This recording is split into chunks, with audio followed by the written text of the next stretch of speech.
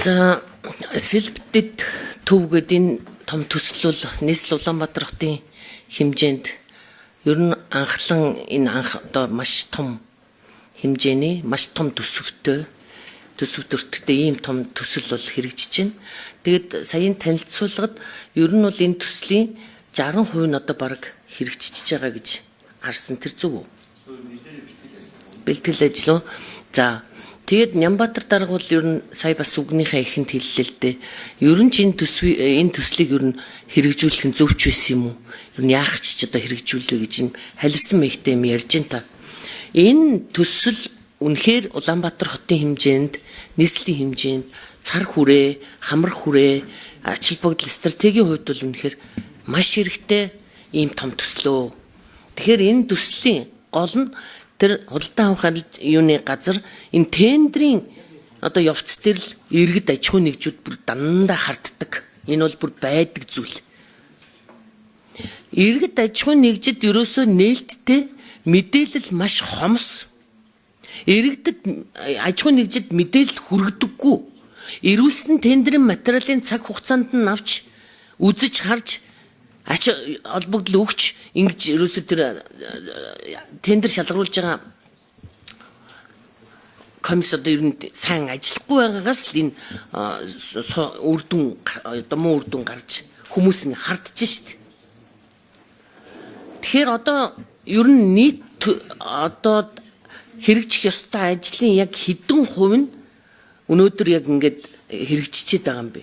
Хэдэн багцад ингээд хуваарлаад ингээд өгцсөн. Тэгэнгүүт тэр багц чинь өөрөө бас ингээд бодлаантуулаад байна шүү дээ. Одоо яагаад үндэсний компаниуд, барилгын компаниуд өнөөдөр ингээд хэдэн өдөр энэ ордны гадаа ингээд юу жагсаал цуглаан хийгээд эсэргүүцээд байгаа юм бэ? Яг энэ дээр та нар нийслэлийн зүгээс ер нь ямар арга хэмжээ авч юу ямар дүгнэлт хийж байгаа юм бэ? Одоо нүрээ харж байгаа юм чи ер нь хэлэх хэрэгтэй байна.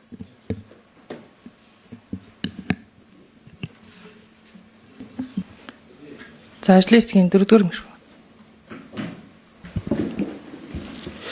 Бачим гүшүүнэ бид нар дүгнэлтээс би бол хууль зөрчөөгүй гэдгээ нэгдүгээр хэлчихье. Хоёрдугаарт манай татрын тогтолцооны гажиг тогтолцоог сая сайн зураг гişүү айгүй тодорхой хэллээ.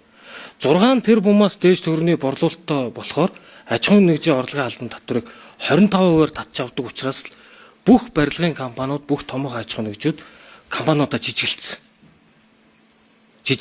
Тэгээд энэ нь өөрөө тендерийн хууль дээр болохоор босго тавьчих. Босго нь өгөхөөр сүүлийн 3 жилийн борлуулалтын дундаж орлогын одоо бид нар бүр хамгийн багаар нь 20% тавьж байгаа байхгүй юу? Тэгэхээр би өнөөдөр бидний энэ эдийн засгийн банкны дээр уулзалт нэг тодорхой үр дүнтэй гараасаа гэдэг үүднээс би сая Наранбаттай үүдэнд уулзсан. Бусдууд нь энд баг ороод ирсэн баг шиг байна. Бид хэд өнөөдөр Deutsche Bankтай шууд онлайн хурал зарланаа. Бид нар худалдан авалтынхаа сүүлийн 2 багц буюу 600 400 та багцыг үндсэндээ 200 болгоод дахиж 5 багц болгоод жижиглэе гэдэг зөвшөөрлөө энэ 17 хөрөнгө оруулагч нэг өрлөв мэйл явуулаад саналаа солилцоод за энэний зөвшөөрөл ирэнгүүт бид хэд яг ийм байдлаар зарлая. За энэс энийг ингээд цааталтаа хүлээж авсан тохиолдолд бид нар явна. Энэ та хэд нэг юм ойлгоор бид нар өөрсдөө анх 11 багц бүтээн байгуулалтын ажил хийя. Барилга 1 багц, барилга 2 багц, барилга 3 багц, барилга 4 багц гэд ингээ 11 багцаа нөгөөдүүлтэйгээ зөвшөлтсчөөд дур мэдэж ингээ болохгүй одоо шийдэж болохгүй гэдгийг та өнөөдөр би ойлгосон бахаа гэж бодож. Тэгээ бид нар энэ дээр онлайн хурал хийгээд явчихъя.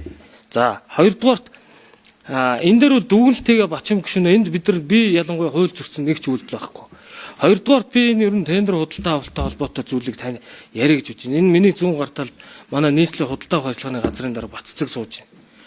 Эдний байгууллагаас өнгөрсөн 2023-22 онуудад одоо тэр нөгөө нэг ногоон автобус, улаан автобус баахан юунуудаар эдний нийт ажиллах бүрэлдэхүүний бараг хичнээн хүн нь хууль хяналтын байгууллагууд татагдаж зарим нь одоо сая шүүхээр тэр ногоон автобусны хэрэгээр ял аваад явчлаа. Энэ тендер сонгон шалгуулалтын дээр сангийн яамнаас худалдан авах ажиллагааны аргачлалыг дүгнэлдэг маягтын дагуу бүх тендерийн үнэлгээний хороо үнэлгээ өгдөг. Одоо хинч хэний өмнөөс хин нэг даргын өмнөөс ялангуяа шоронд явж тэр үнэлгээ аргачлалыг зөрчиж үнэлэх дүгнэх тухай ойлголт байхгүй. Одоо манайгийн хүчин төгөлдөр хуулийн 1-р зарчим нь эхлээд үн. Хоёрдугаарт тендерийн баримт бичиг. Гуравдугаарт тэр бусад тендерт өгсөн материалуудаараа тодорхой аргачлалын дагуу шууд үнэлгээ хийгдээд гардаг ийм загвараар явж байгаа гэдэг хэлье. За өнөөдөр их хурлын гишүүд, эдийн засгийн байнгын орооны гол байнгын орооны гишүүд байгаа дэр хэлье. За би өнгөрсөн жил худалдаа авахын тухай хуулийг өөрчлөё. Энэ бүх зовлон гитлэгье гэд өргөн бариад өнгөрсөн оны 8 сард өргөн барьсан. Харамсалтай нь энэ хууль дэмжигдээгүй. Худалдаа авах үйлчилгээний хууль нь 4 үндсэн суурь зарчмыг дэлхийн нийт шингээдэг.